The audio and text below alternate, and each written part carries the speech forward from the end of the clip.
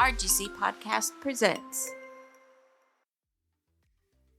Welcome back, everyone, to an RGC Public Library podcast. We are your hosts, Anna and Kelsey, and this is Cover to Cover. Oh my gosh, it's spring! It's spring! It's officially spring, but guess what? It is 60 degrees outside. Nice. And it's raining. Welcome to Texas, everybody. Welcome to Texas and our crazy weather. Yeah, for sure. Okay, oh my gosh, I can't believe we're already halfway through March. I know, I feel like Easter is right around the corner. It's next week. Yeah. Isn't that crazy? It is crazy. Oh, I'm so excited. What do you have any Easter plans? Easter is usually at my house, you know. I'm gonna look for eggs, crack them, probably barbecue. That's nice. That's because you have 2 kids. Yeah, I do. We haven't had an Easter because I'm the youngest. Nice. We haven't had an Easter in years. Should throw some for the dogs. Right. I have puppies. Yay! My dog had puppies. So cute. 2 boys, 2 girls and 1 boy. Yeah, it's 2 girls and 1 boy. Right now we're calling them Eeny, Meeny, Weeny. Nice. That's what we're calling them. And you got a surprise today, right? I got a surprise. Mm-hmm. I went home this is a little off topic, but it's news and I need to share it. Mm-hmm. Right, I don't want to jinx anything, right, because it's still very little. Yeah. But I went home during my lunch and I found a surprise, and it was a baby possum. Yeah. It was covered in mud. It was soaking wet. Oh, And poor baby. I grabbed it. Yeah, of course you did. And I took it inside, and I have it in a little blanket right now. It's in my bathtub. Oh, poor baby. So we're going to see where that goes. But right now, I'm calling him Chulito. Oh, And I am, over the moon. I'm so excited. good thoughts and happy traveling for that little guy. Speaking of rain, Mm-hmm. our theme this week is Raining book. raining books. So we chose different books. Mm-hmm. Well, you kind of chose this book for me. Oh, yeah. So, I was excited. I know the story. I've Mhm. seen the movies, but Right. I own the books, Right. but I've never actually read them. What? Okay, hold on. Let me explain. I have a copy of this book, but it's a thick one. It's a thick book. Oh, okay. And it's a pretty pink cover. I got it at Barnes & Noble. Yeah, It's one of those collector editions. Yeah, that Yes. has the gold in it and silver. Yeah. So I never actually read it because I'm that looks daunting. Uh-huh. So it's kind of just been there. It's a decorative statement. Kinda, yeah, because it's really pretty. Mm-hmm. But then I found the audiobook on Libby, and I was like, I could do that. Awesome. So my book this week is Alice in Wonderland by Lewis Carroll. Nice. Let's hear it. Alice's Adventures in Wonderland, commonly Alice in Wonderland, is an 1865 English children's novel by author Lewis Carroll. It details the story of a young girl named Alice who falls through a rabbit hole into a fantasy world of anthropomorphic creatures. That's a tough word. Mm-hmm. Alice's Adventures in Wonderland was inspired on the 4th of July of 1862 when Lewis Carroll rode up the river Isis with the 3 young daughters of Carroll's friend Henry Liddell, Lorena Charlotte, Alice Pleasance, and Edith Mary. Lewis Carroll's Tales of Alice in Wonderland is a carnival mirror reflection of Victorian society and its rigid social conventions. While today's social norms are undoubtedly different from those of Carroll's time, the story's underlying challenge still resonates. A child must navigate an unfamiliar world full of arbitrary and ridiculous adult rules, where fear is often the driving force for many participants' decisions. I want to know if this is Disney Alice in Wonderland. Not really, no. Really? There's a whole bunch of characters that come out in this story that were never in the Disney version. Like? Humpty Dumpty's in there. Oh, yeah, but if you read or if you see Alice in Wonderland through the looking glass, he's there. I've never seen Through the Looking Glass. And I've seen other versions of Alice in Wonderland, not the Disney one, and he's there. Really? Yeah. There's this one version of Alice in Wonderland that terrified me. Which one? I can't exactly remember which one it was, but it was an old version, and it was in German. Oh, I don't think I've ever seen And that. the White Rabbit was full of sawdust. Eh? It was kind of scary. It was low-key scary, and I kind of just watched it. There was like no music. There were no words. It was kind of like stop motion. Oh, okay. But I was just like staring at it like, oh, what am I watching? Mm. I liked it though. And I've always had like I've always loved Alice in Wonderland. Yeah. It's just one of those things that are like, Yeah, she's definitely one of my favorites. That's why I've seen so many versions of the story. Her along with Wizard of Oz. Wizard of Oz has a lot of versions as well. the Wizard of Oz terrifies me. Like the one with Judy Garland, or Like any version of the Wizard of Oz. what? I don't know. It scares me. Ah. Did you know the snow in the Wizard of Oz was just pure asbestos? No. Now you do. Nice. I mean, I know we should have a Wizard of Oz time, and we should read different versions of Wizard of Oz only because there's a lot of secrets in the Judy Garland one. I know the dark secrets of the So do I. Like, I know those because, like, for a while there, I was like, I like the dark side of Hollywood, you know? Yeah. I know some of those too. That's why I'm saying I think it would be an interesting topic for us. But That's another story for another day. yes, speaking of interesting topics, I read a Libby. Well, I didn't read it. I heard it. A Libby audiobook. The Twits, the Min Pins, and the Magic Finger. See, when I read your title, I was like, excuse me? Mm-hmm. So these are basically short stories. Okay. So I'm going to tell you a little bit of each story, okay? And this book was written by Ronald Dahl, everybody. Oh, you like... Ronald Dahl. Oh. Yeah, I love him. Yeah. The classics, The Witches. Did he do Charlie and the Chocolate Factory? Yes. Yes, okay. Yeah. I know him more for The Witches. I know him from Charlie and the Chocolate Factory. Yeah, love it. So here we go, everybody. The Twits. How do you out-twit a twit? Mr. and Miss Twit are the smelliest, nastiest, ugliest people in the world. Good God. Yep.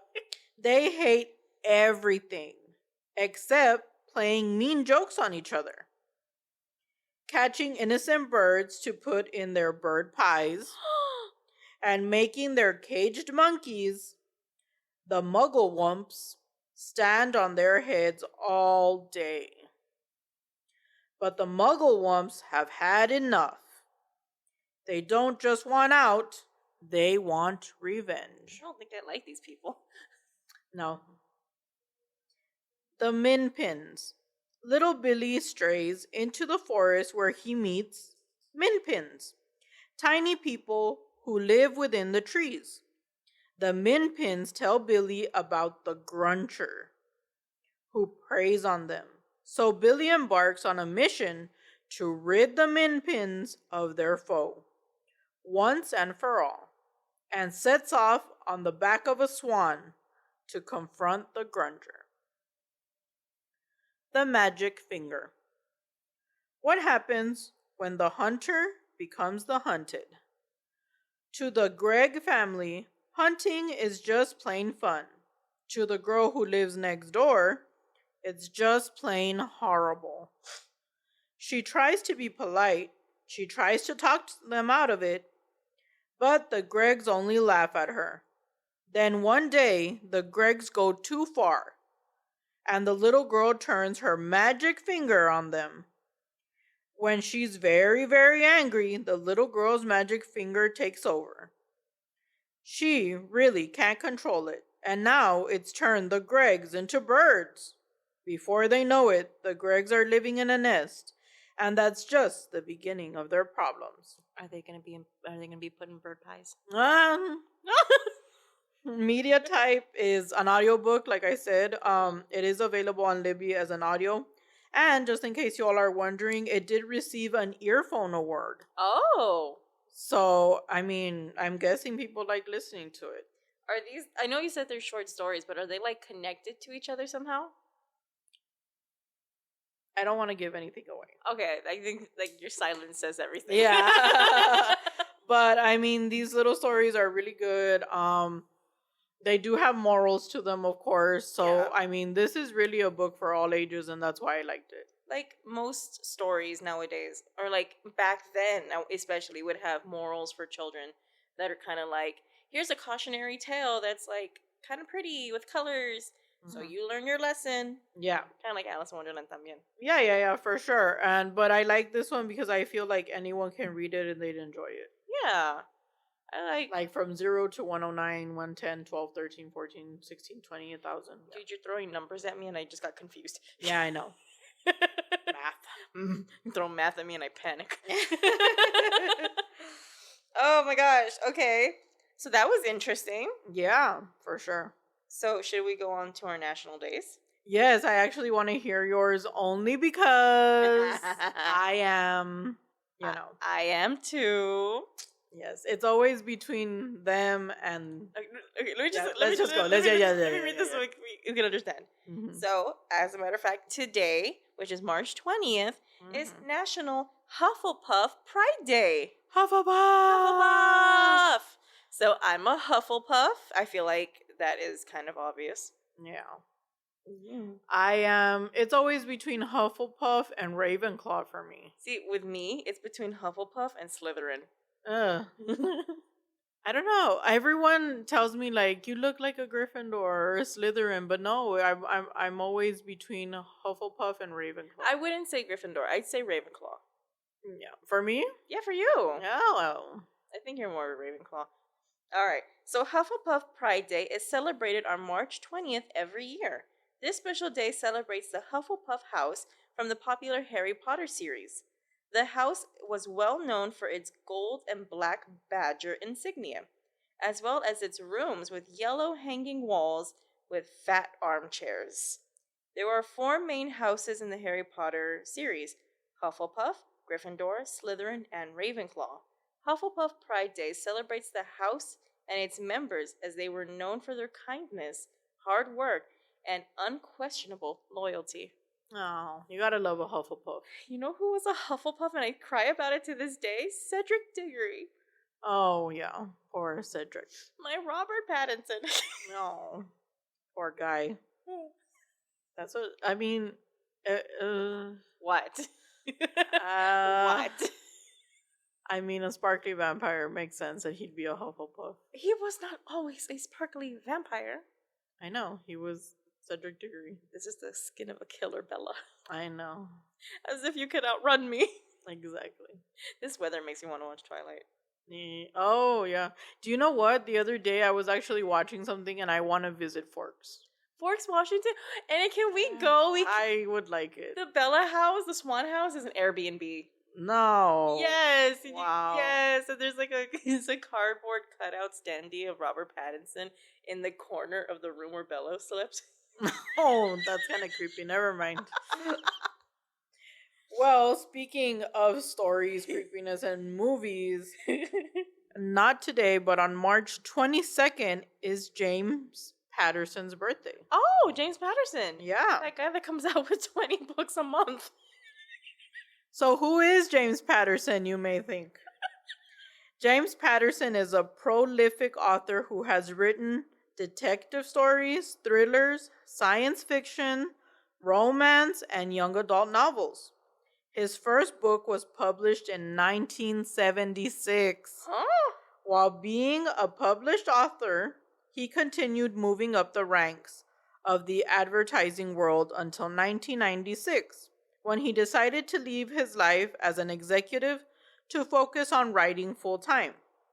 Patterson holds the Guinness World Record for having the most books on the New York Times bestseller list. Holy cow.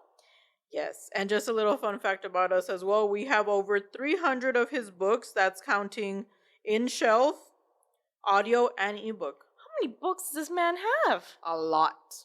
Wait, how old is he? He started publishing in 1976? My gosh. Mm-hmm.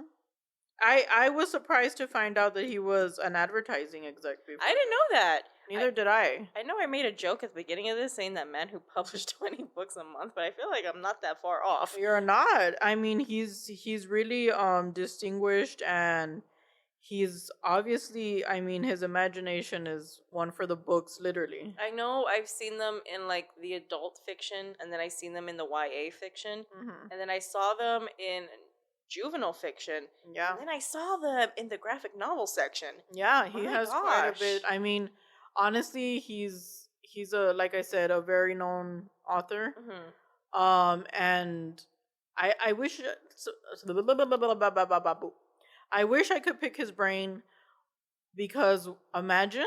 Like, it's crazy though, because usually authors stick to like one thing, but he goes like in every direction. Yeah, and that's why I'm saying, like, imagine picking his brain. His imagination has to be wild. Wow, good for him. Yes, definitely. There was a lot more to him, so if you all want to look him up, you can just put who is James Patterson, and I mean, you're gonna get like a lot of stuff, including a picture of him. You know what? I don't think I've ever actually seen a picture of James Patterson. I just know his name. Oh, we can put it on the Instagram post. Yeah, or on YouTube too. Oh yeah, we could do that. Yeah. And yeah, like I said, if you guys are wondering or thinking about it, of course, you can get online at www.rgclibrary.org. You can open your Libby app, or you can just come on by and we'll tell you a little bit about them. My gosh. Yeah. That's amazing. Thank you. So should we move on to our calendar events? Yes. Okay, so we are now halfway through March. We are. We don't have too many things planned for the rest of the month, but we do have our adult program, which is every Wednesday, where we are partnering up with Nuestra Clínica de Valle, and they will be providing valuable information regarding health concerns. For more information on registering, please do call us at 956-487-4389. We are also in the planning stages of our annual Dia de Niño event. If you would like more information on that, please do contact us. Like that's one of our biggest events of the year. Oh yeah, for sure. I am waiting for that day. I got all tongue tied when I started saying things with an accent. It's okay. Yes, but do contact us if you want to know either more information or if you are a business or anything like that, a business, office, anything like that, come contact us if you would like to participate as well. Yes. And now on to our programs. For our programs, we have our ESL classes every Tuesday and Thursday from 9 a.m. to 11 a.m. Las clases de ESL se llevarán al cabo en la Biblioteca Pública de la Ciudad de Río Grande, cada martes y jueves de las 9 a las 11. And lastly, we have our monthly Beanstack Reading Challenge, Read Across America 2024, which is up from March 1st to the 31st. Again, for more information, do call us or contact us on our various social medias. You can find us at RGC Library. Very good. Very good. Thank you all. And I cannot, what is going on? Here we go. Okay, so disclaimer for the next topic. Okay, here we go. It still hasn't changed. It's still cabin fever? It's still cabin fever. Okay, so we're going to talk about book of the week, okay? Wow. I'm not too sure how our algorithm is programmed, but cabin fever is still number one. So for this week, I'm going to go ahead and read our second top book. That's totally fine. Our second top book is The Cat in the Hat by Dr. Seuss. You know, I kind of not figured, but you know how it's been Cat in the Hat. Oh yeah, but like we just had Cat in the Hat week. Yeah. So like kids were checking out those books pretty regularly. Regularly, yes. Yes. The Cat in the Hat is a 1957 children's book written and illustrated by American author Theodore Geisel using the pen name Dr. Seuss. Mm-hmm. The story centers on a tall anthropomorphic cat who wears a red and white striped top hat, and a red bow tie. The cat shows up at the house of Sally and her brother one rainy day when their mother is away. Despite the repeated objections of the children's fish, the cat shows the children a few of his tricks in an attempt to entertain them. In the process, he and his companions, Thing 1 and Thing 2, wreck the house. As the children and the fish become more alarmed, the cat produces a machine that he uses to clean everything up and disappears just before the children's mother comes home. It's raining. Is he coming? I know, right? Who's the Cat in the Hat? I love Cat in the Hat. He's definitely a classic. It's like you think of Dr. Seuss, you think of Cat in the Hat. Very true. I used to love putting him on PBS for Blaze. That's my youngest child, everybody. And for a while, he was pretty into it for a long time. when I worked at the school, because I used to be a teacher's aide, during like Dr. Seuss week, my kids would come to school with the top hat, the little bow tie, like little and shirts, the whiskers. the whiskers. So It was cute. so cute. I loved it. So cute. So, I want to talk about I just read the title. Oh my god. staff picks. So, I read the book I'm Glad My Mom Died by Janet McCurdy. Oh my god. I've been wanting to read that book. So, this book is a biography of Janet McCurdy, and she talks about her life living with her mother, and how not only living with her brother, it talks about Nickelodeon and all those things that she went through. I don't want to go too much into detail for those who haven't read it, but oh my goodness. Is it scathing? I heard it's scathing. It is. It really is. But also, I mean, you feel for her. She went through so much. I mean, power to you, Jenna McCurdy, because wow. Did you listen to the audiobook or did you read the book? I listened to the audiobook. Is it voiced by Jeanette McCurdy? Yeah. Okay, I heard clips of it online when this book first came out, and I was like, oh my god, like she actually read her own audiobook. Yeah, she did. I thought that was so cool. Yeah. Oh my god. Because a lot of people can. Like Britney Spears and hers, she only reads a little bit and then someone else starts reading. I see. Yeah, just because it's a lot for people to relive their traumas over. 100%. Oh Yeah. my gosh. But I mean, she did such a great job, and a lot of people see the title and they're like, oh my god, she's being like so rude and all that. Oh yeah. But no, honestly, it's fitting after you hear the story. Like not only that, like the book itself, like the cover has a very like grasping title and cover. Like I feel like the colors make it pop. Like on the cover, it's literally her holding like a pink urn. Yeah. And it catches your eye and it catches your attention, which I think, like, I know they say you should never judge a book by its cover. Yeah. But like that book really like catches your attention when you look at it. Yeah, it really does. But the story itself, I mean, she lived a life, and some biographies are good and make you feel warm inside. This one is not going to do that to you. But if you are a reader of biographies, if you enjoy biographies, I suggest you read this book. It's definitely I hate to sound repetitive, or how do you say it when you don't mean to say it but you say it, like, we get it, we understand. yeah, well, it's one for the books. Do we have the physical copy of this book? Because I know we have it on our like Libby. Yeah, we have it on Libby. We have it in audio and ebook. But no, we do not have it on our shelves just yet. Okay. I believe when we ordered, they were out of stock. Yeah, they were like very popular for a while. They really were. But hey, if you've got any smart device and you want to read it, you can read the ebook, and if you want to hear it, you get to hear her, and I think that adds a little bit more of an oomph to it because you're hearing it like literally from her. Yeah. Oh my gosh, I want to hear it so bad. You should. And I mean, kudos to her brothers as well, who went through things with her as well. See, I've heard clips of it, like on on reels and stuff. Yeah. And like, oh my gosh. Yes. That poor girl. I suggest you all put it on your reading list if it's something that interests you. Well, thank you for that. Yes, no problem. Now, should we move on to our book reviews? Yes. Our what, Anna? Our book reviews. Book reviews. Da, da, da, da, da. So we're doing something a little bit different this week. We're going to highlight the reviews that you can leave for us on our Beanstack. Yeah. That is so cool. Yeah, so on Beanstack, again, it's open to all ages. And you can leave reviews there as well, and we see them as well. Yeah, so like if you can't make it to the library to leave a physical book review, you can go ahead and leave us a review on our Beanstack. Yay! Do you want to go first or do I go first? I could go first. That's totally fine. Here you go.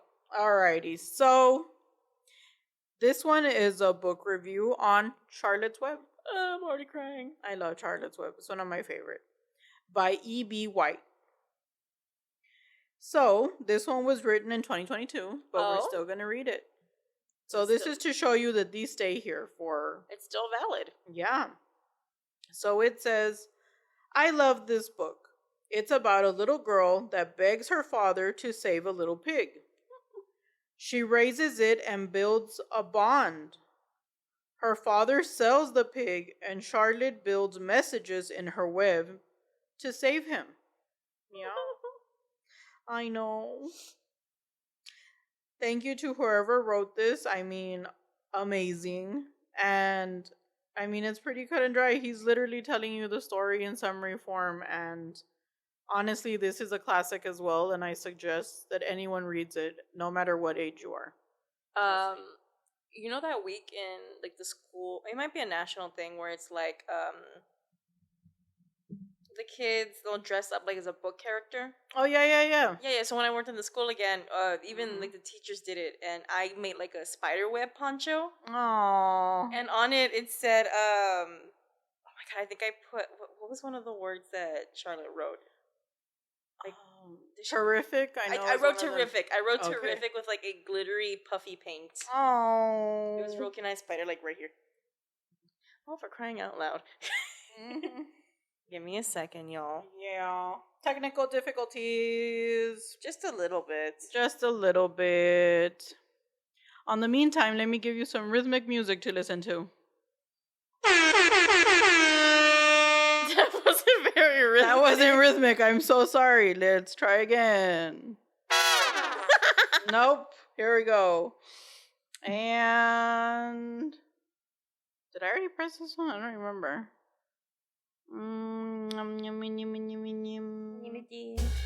Oh, there we go. There we go. Woo! Dun, dun, dun, dun, dun, dun, dun, dun, dun, bum. All right, Kelsey. So, what about you? So, my book review here is Night of the Living Dummy by R.L. Stine. Woo! Classic. See that this one was posted, I want to say, in 2019. Okay. All right. All right. Yeah.